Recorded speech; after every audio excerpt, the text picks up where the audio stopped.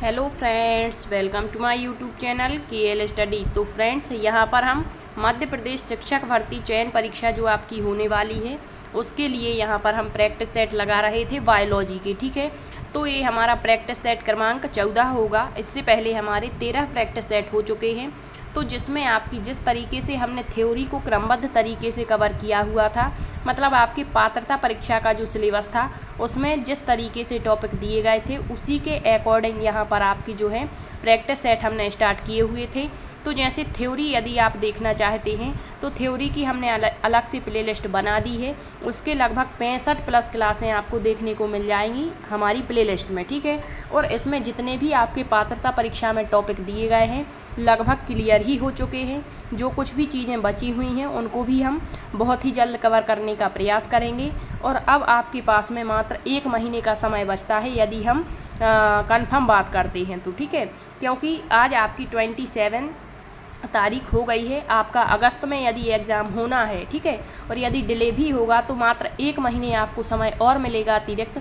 लेकिन हमें नहीं लगता, क्योंकि यदि डिले होगा भी तो जो एजेंसी बनाई गई है आपकी, मतलब नई एजेंसी, 2 एजेंसी होंगी जो आपका एग्ज़ाम कंडक्ट करवाएंगी, ताकि आपका जो है पेपर लीक वगैरह नहीं होते हैं। लेकिन फिर भी आपको पता ही है कि क्या चलता है, हर स्टेट में यही मतलब आपका चलता है एग्ज़ाम्स को लेकर के। ठीक है, तो बस आपको तो अपनी तैयारी पर ध्यान देना है। आपका जो नोटिफिकेशन है वो भी आपको हो सकता है कि इस लास्ट वीक में या ये लास्ट ही वीक कहेंगे इस महीने का, और यदि अभी नहीं आता तो 1 सप्ताह बाद आपका जो है नोटिफिकेशन भी आ जाएगा और आपकी चीज़ें भी क्लियर हो जाएंगी। क्योंकि आपको पता है कि जो नोटिफिकेशन है वो आपके एग्ज़ाम से लगभग 45 दिन पहले आ जाता है। ठीक है, तो 45 दिन पहले यदि आपका नोटिफिकेशन आना है, तो यदि अगस्त में आपका एग्ज़ाम है तो जुलाई में आने की बिल्कुल पूरी संभावना होती है। तो फिर आपकी चीज़ें भी क्लियर हो जाएंगी और आप उसका जो है सिलेबस भी देख पाएंगे। लेकिन यदि आपसे बता दें कि यदि आप सिलेबस को कवर करना चाहते हैं तो पात्रता परीक्षा में जितने टॉपिक दिए गए हैं वो आप सारे के सारे कवर करिए, क्योंकि उसमें आपकी पूरी थ्योरी, जैसे आपका मेन सब्जेक्ट साइंस है तो उसकी पूरी थ्योरी देखने को मिलेगी। अब इसके लिए कई अभ्यर्थियों के कमेंट्स आते हैं कि कौन सी बुक से यहाँ पर हम थ्योरी को क्लियर करें, तो सबसे बेस्ट ऑप्शन जो होता है वो आपकी NCERT ही है, जिसमें आपको 6 से लेकर के आपके 10th तक की तो कवर करनी ही है, साथ ही साथ आपको 11th और 12th की भी कवर करनी है। जैसे आपने पात्रता परीक्षा के बाद वर्ग 1 का एग्ज़ाम देखा था, जब मेन एग्ज़ाम हुआ था, तो उसमें जो चीज़ें हैं वो आपकी हायर सेकेंडरी, इसके बाद आपके जो है ग्रेजुएशन के बाद पोस्ट ग्रेजुएशन लेवल तक की पूछी गई थी। ठीक है, तो आपको भी इसी तरीके से तैयारी करनी है, ताकि यदि एग्ज़ाम्स का पैटर्न यहाँ पर वो बढ़ाएं तो आप उनके आंसर भी दे पाएँ क्वेश्चनों के। ठीक है, तो देखिए यहाँ पर जो प्रैक्टिस सेट रहेंगे हमारे बायोलॉजी के, तो सबसे पहले जैसे आपका थ्योरी में जो हमने कवर किया था वो था आपका कोशिका। ठीक है, कोशिका के बाद ऊतक, हमने ऊतक वाला टॉपिक किया था, और ऊतक के बाद हमने किया हुआ था वर्गीकरण, जीवधारियों का वर्गीकरण। ठीक है, तो ये एक बहुत ही बड़ा चैप्टर है जीवधारियों का वर्गीकरण। इसमें 5 जगत आपके आ जाते हैं। ठीक है, कौन कौन सी जगत हैं, तो हमने आपको पूरा थ्योरी के माध्यम से कवर करवाया है 5 जगत की, किस तरीके से इनका विकास हुआ और वर्तमान में कैसे कैसे आपकी 5 जगत प्रणाली आई है। ठीक है, इसके हमने प्रैक्टिस सेट भी लगवाए हैं। तो इससे पिछले वाले जो प्रैक्टिस सेट आप देखेंगे लगभग 11, 12, 13, 14 करके, तो ये आपका 14 नंबर का प्रैक्टिस सेट है। इससे पिछले आप देखिए तो उसमें आपकी द्विजगत पद्धति से जितने भी क्वेश्चन बन सकते हैं वो आपको करवा दिए हैं। ठीक है, जैसे कैरोलस लीनियस लेकर के आए थे द्विजगत पद्धति, इसके बाद सिस्टीमा नेचुरी किसकी पुस्तक है, द्विनाम जो नामकरण की पद्धति है उसमें किस तरीके से आपके जो नाम है वो रखे जाते हैं, ये सारे क्वेश्चंस आपको बता दिए हैं। ठीक है, यहाँ पर इसके बाद जो अगला प्रैक्टिस सेट था उसमें आपकी 2 जगत, 3 जगत और 4 जगत पद्धति पर जो बेसिक क्वेश्चन बनते हैं वो आपको बताए कि जैसे आपकी 2 जगत पद्धति में क्या कमी रह गई कि 3 जगत पद्धति का विकास हुआ। तीसरा जगत कौन सा है आपका, तो वो आपका प्रोटिस्टा जगत माना जाता है। ठीक है, इसके बाद आपका जो 3 जगत पद्धति है उसमें भी कुछ कमी रह गई थी, तो उसके बाद आपका विकास होता है 4 जगत प्रणाली का। कौन सी 4 जगत पद्धति जिसे कहते हैं, जिसमें चौथा जगत आता है कोपलैंड लेकर के आते हैं, और ये जो चौथा जगत है वो आपका मोनेरा जगत है। ठीक है, तीसरा जगत कौन सा था हमारा, तो वो आपका प्रोटिस्टा जगत था। इसके बाद कुछ ना कुछ कमी आपकी 4 जगत पद्धति में भी रही, तो फिर उदय होता है आपकी 5 जगत प्रणाली का। ठीक है, अब जो आपकी 5 जगत पद्धति है इसमें कौन कौन से 5 जगत हैं और किस वर्ग में कौन से जीवधारी रखे गए हैं, इनसे आपके खूब सारे क्वेश्चन पूछे जाते हैं।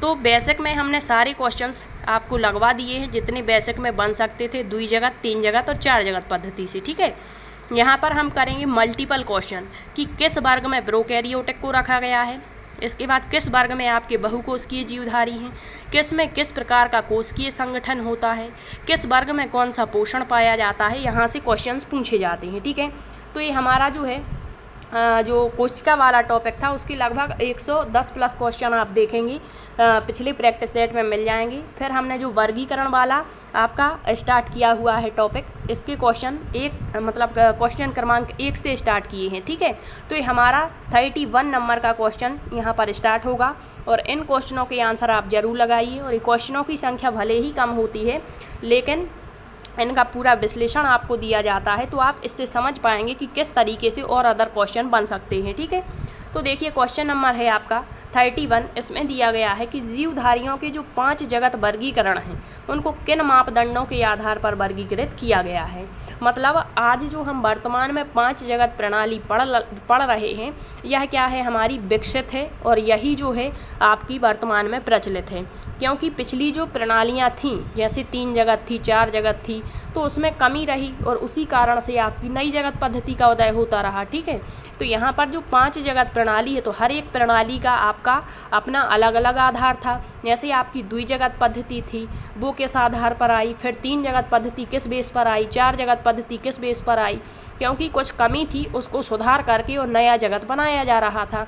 तो यहाँ पर आपसे पूछेगा कि जो 5 जगत वर्गीकरण हैं इनको किस आधार पर वर्गीकृत किया गया है, तो इसका करेक्ट आंसर आपको बताना है। क्या कोशिका की जटिलता के आधार पर, शरीर संगठन की जटिलता के आधार पर, पोषण की विधि या प्रजनन के आधार पर। तो ये अलग अलग हैं आपकी पोषण विधि और प्रजनन। ठीक है, और फिर उपर्युक्त सभी। तो इसका जो करेक्ट आंसर होगा आपको बताना है। वैसे इसका जो करेक्ट आंसर है वो हो जाएगा ऑप्शन नंबर डी, उपरोक्त सभी।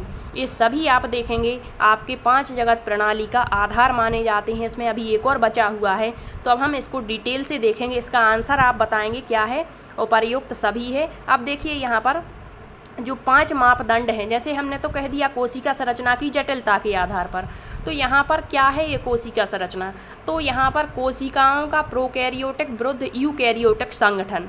यहाँ पर जो 5 जगत प्रणाली आई उसमें जो है इसके 5 आधार बताए गए थे, तो ये 5 आधार आपको रट लेना है। यहाँ से खूब सारे क्वेश्चंस बनते हैं। तो दिया गया है कोशिका संरचना की जटिलता के आधार पर, तो कोशिकाओं का जो प्रोकैरियोटिक वर्सेस यूकैरियोटिक होता है इस संगठन के आधार पर। फिर दूसरा दिया गया है शरीर संगठन की जटिलता के आधार पर। ये क्या होता है शरीर संगठन की जटिलता, मतलब किस वर्ग में आपके एक कोशिकीय प्राणियों को रखा जाएगा और किस में बहुकोशिकीय, तो ये भी इसमें दिखाया गया। फिर आपकी पोषण की विधि, किस वर्ग में आपका स्वपोषी पोषण होगा, किस वर्ग में विषमपोषी जीवों को रखा गया है। इसके बाद प्रजनन और फिर जाति वृत्ति और उद्विकासीय सहसंबंध। तो देखिए यहाँ पर आपको ये चीज़ें भी समझना है, प्रोकैरियोटिक क्या है, यूकैरियोटिक क्या है। इसीलिए बार बार कहते हैं पिछले लेक्चर जरूर देखें। ये हमने आपको कोशिका के जब प्रकार बताए हुए थे थ्योरी में, प्रोकैरियोटिक यूकैरियोटिक बताया, बहुकोशिकीय एक कोशिकीय भी बताया है। एक कोशिकीय जीवधारी क्या होते, बहुकोशिकीय क्या होते हैं। इसके बाद स्वपोषी विषमपोषी पोषण भी हमने पढ़ा हुआ है कि कौन से जीवधारियों में स्वपोषी पोषण होता है, किसमें आपका विषमपोषी पोषण होता है। इसके बाद प्रजनन, किसमें लिंगीय जनन होता, किसमें अलिंगीय जनन होता है। फिर जाति वृत्ति एवं उद्विकासीय सहसंबंध। ठीक है, तो 5 आधार माने जाते हैं आपके 5 जगत प्रणाली के, और यहाँ से एक क्वेश्चन तो बिल्कुल 100% पूछा जाएगा। अब ये एग्जामिनर के ऊपर डिपेंड करेगा कि वो किस तरीके से लैंग्वेज के माध्यम से या कैसे क्वेश्चन पूछता है, और यहाँ से बहुत ही डिफ़िकल्ट क्वेश्चन निकल करके आते हैं। तो आपको तो बस ये याद रख लेना है कि क्या आधार थे 5 जगत प्रणाली के। ठीक है, अगला क्वेश्चन देखिएगा, दिया गया है निम्नलिखित में से किस वर्ग में प्रोकैरियोटिक जीवधारियों को रखा गया है। अब इस तरीके से आपके क्वेश्चन बनेंगे। अब जब आप पूरी 5 जगत प्रणाली को अच्छे से जाने रहे होंगे तभी आप इनके आंसर दे पाएंगे। अब देखिए यहाँ जो 4 जगत तो यहाँ दिए गए हैं, ठीक है। अब यहाँ पूछ लिया गया है कि बताइए ऐसा कौन सा एक वर्ग है जिसमें आपके प्रोकैरियोटिक जीवधारियों को रखा गया है। तो अब पहले तो ये पता होना चाहिए कि ये प्रोकैरियोटिक होते क्या हैं। तो प्रोकैरियोटिक जिनमें सुविकसित आपका जो है केंद्रक नहीं पाया जाता है, ठीक है, और इसमें विभिन्न कोशिकांगों का भी अभाव होता है, तो वो आपके प्रोकैरियोटिक होते हैं। और आप डिटेल से पढ़ना चाहते हैं तो थ्योरी वाली क्लास ज़रूर देखें, या फिर आप पिछले प्रैक्टिस सेट देखेंगे तो वहाँ भी हमने प्रोकैरियोटिक और यूकैरियोटिक कोशिकाओं से बनने वाले क्वेश्चन भी करवाए हुए हैं, तो वहाँ से भी आपकी चीज़ें क्लियर होंगी। तो थ्योरी देखने के साथ साथ ये प्रैक्टिस सेट ज़रूर लगाइए आप लोग, क्योंकि यहाँ नए क्वेश्चंस भी आपको कुछ देखने को मिल जाते हैं और आइडियाज़ भी हो जाता है कि किस तरीके से आपके क्वेश्चंस पूछे जाते हैं। तो अब आप बताइए कि यहाँ पर ऐसा कौन सा वर्ग है जिसमें प्रोकैरियोटिक जीवों को रखा गया है। तो इसका जो करेक्ट आंसर हो जाएगा वो हो जाएगा ऑप्शन नंबर बी, मोनेरा जगत में, ठीक है। तो अब आप कहेंगे कि जो मोनेरा जगत है वहाँ प्रोकैरियोटिक जीव हैं, तो क्या और कोई ऐसा जगत है जिसमें प्रोकैरियोटिक जीवों को शामिल किया गया है? तो नहीं।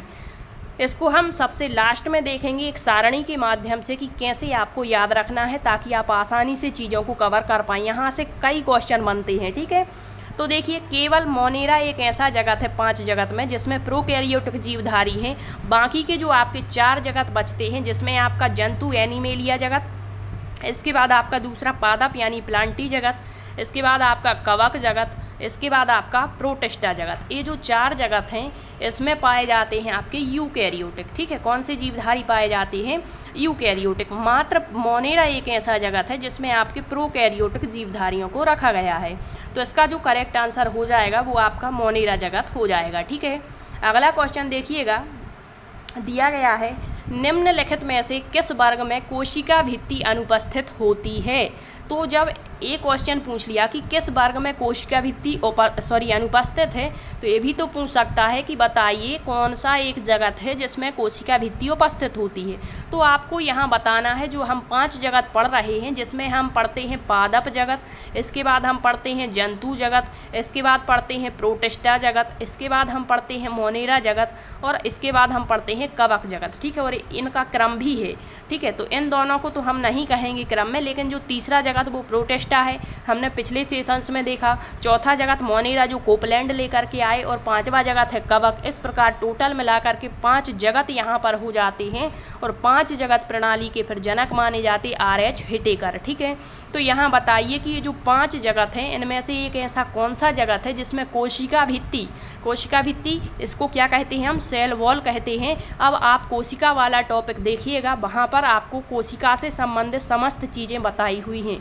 तो यहाँ पर जो कोशिका भित्ति है वो आपके एनिमेलिया अर्थात जंतु वर्ग में क्या होती है? अनुपस्थित होती है। बाकी आपके जो प्लांट यानी पादप जगत है इसमें तो कोशिका भित्ति पाई ही जाती है। लेकिन अब आप कहेंगे क्या कवक और प्रोटिस्टा और मोनेरा जगत में भी कोशिका भित्ति होती है? तो हाँ बिल्कुल होती है, लेकिन ये अलग अलग चीज़ों की बनी होती है। जैसे हम कहेंगे कवक जो होते हैं इनमें कोशिका भित्ति किसकी बनी होती है? तो इनमें जो है काइटिन की कोशिका भित्ति बनी होती है। किसकी? काइटिन की। फिर जैसे हमने कह दिया प्लांटी जगत जो है यानी पादप जगत जो है इसमें जो कोशिका भित्ति है वो किसकी बनी होगी? तो वो आपकी सेल्यूलोज की बनी होगी। तो ये भी हमने बताया हुआ है आपको पिछले लेक्चर्स में कि किसकी कोशिका भित्ति कहाँ पर पाई जाती है, ठीक है।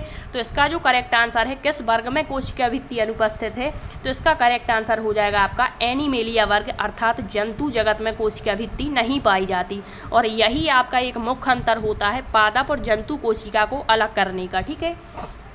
नेक्स्ट क्वेश्चन देखिए, दिया गया है निम्नलिखित में से केंद्रकीय झिल्ली किस वर्ग में अनुपस्थित है। तो ये भी तो क्वेश्चन पूछ सकता है कि किस वर्ग में आपकी कोशिका झिल्ली उपस्थित है, किस में अनुपस्थित है। तो यहाँ पूछ लिया गया कि जो केंद्रकीय झिल्ली मतलब आपको पता होगा, मान के चलिए ये कोई कोशिका है, ठीक है। कोशिका के अंदर विभिन्न आपके सेल ऑर्गेनल्स होते हैं। सेल ऑर्गेनल्स मतलब कोशिकांग, जैसे माइटोकॉन्ड्रिया हो गया, राइबोसोम हो गया, लाइसोसोम हो गया, तारककाय हो गया, ठीक है। फिर बीच में क्या होता है? केंद्रक होता है। क्या होता है? केंद्रक होता है। तो जिस तरीके से कोशिका के आवरण मतलब कोशिका की जो सुरक्षा करती है, पादपों में तो आपकी सेल वॉल होती, लेकिन जंतु की बात करते हैं तो वो कोशिका झिल्ली होती है।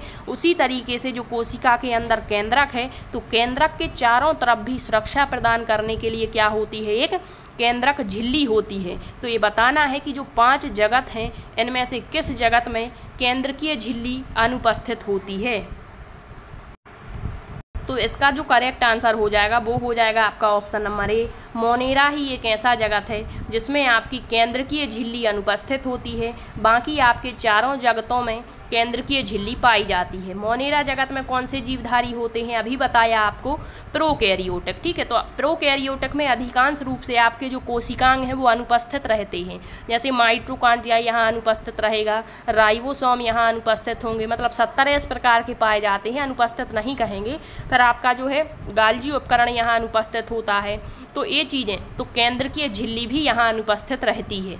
ठीक है, यदि ये जो वर्ग हैं ये आपके सबके सब किसके हैं, आपके यूकैरियोटिक हैं। तो यूकैरियोटिक में तो सभी कोशिकांग पाए जाएंगे। तो थोड़ा सा समझकर चीज़ों को गेन करना ताकि आप हर एक क्वेश्चन का आंसर दे पाएँ। ठीक है, तो इसका जो करेक्ट आंसर हो जाएगा आपका ऑप्शन नंबर ए हो जाएगा, मोनेरा जगत। ठीक, अगला क्वेश्चन देखिएगा, दिया गया है निम्नलिखित में से किस वर्ग में जो शरीर संगठन है वो बहुकोशिकीय प्रकार का होता है। तो अब आप देख रहे हैं कि ये जितने भी क्वेश्चन यहाँ हम पूछ रहे हैं, जो जीवधारियों का 5 जगत वर्गीकरण का आधार है, जो आपको 5 आधार बताए, वहीं से क्वेश्चन तो पूछ रहे हैं। ठीक है, कि किस प्रकार का कोशिकीय संगठन है, किस प्रकार का यहाँ पर पोषण है, इसी से क्वेश्चन बनते हैं। किस प्रकार की कोशिका भित्ति कहाँ पर है, किस में अनुपस्थित है, किस में उपस्थित है।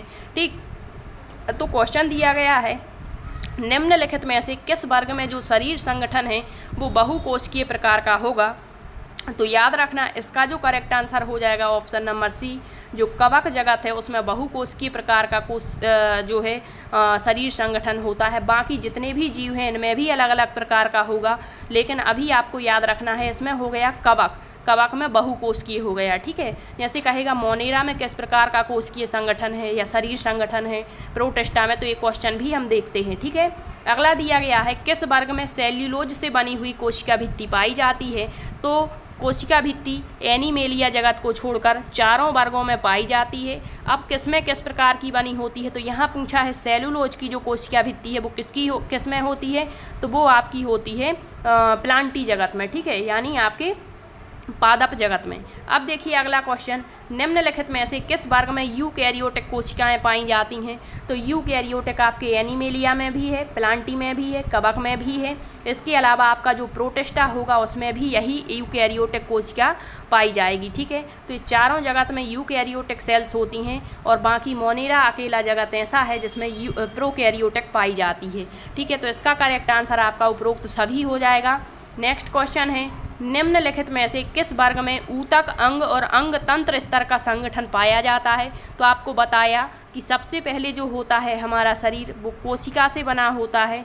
कोशिकाओं के समूह क्या कहलाते हैं, आपके ऊतक कहलाते हैं। ऊतक से बनता है आपका अंग और अंग से विकसित होता है अंग तंत्र। तो एक विकसित आपका तंत्र माना जाता है। तो ये बताना है। अब यहाँ पर जो है एक क्रम चलता है। ठीक है, कुछ जो आपके वर्ग होंगे या जो एक जगत होगा उसमें केवल ऊतक होगा, ऊतक से वो बना होगा। फिर कुछ ऐसे होंगे जिसमें ऊतक और अंग होंगे। तो आपको यहाँ बताना है कि वह कौन सा स्तर है जिसमें सभी आपका विकसित शरीर संगठन होता है, ऊतक भी है, अंग भी है, अंग तंत्र भी है। तो वो आपका है एनीमेलिया जगत, ऑप्शन ए करेक्ट आंसर हो जाएगा। ठीक है, अगला क्वेश्चन देखिए, इस यहाँ से कई क्वेश्चन बनेंगे आपसे। ठीक है, तो अभी आपको जब सारणी के माध्यम से बताएंगे तो हर एक क्वेश्चन क्लियर हो जाएगा। आपसे यहाँ पर ये भी पूछ सकता है कि बताइए निम्नलिखित में से कौन सा एक ऐसा वर्ग है जिसमें ऊतक और अंग स्तर का शरीर संगठन है, तो फिर ये चेंज हो जाएगा। ठीक है, अब आपसे ये भी पूछ सकता है कि बताइए कौन सा एक ऐसा वर्ग है जिसमें ऊतक स्तर का संगठन है। अब यहाँ जिस तरीके से ये पूछ लिया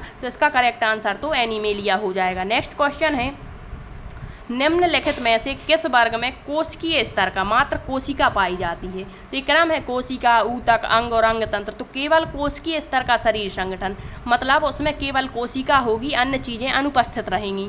तो वो आपका कौन सा वर्ग है, तो इसका जो करेक्ट आंसर है वो आपका मोनेरा वर्ग है। कौन सा है, मोनेरा।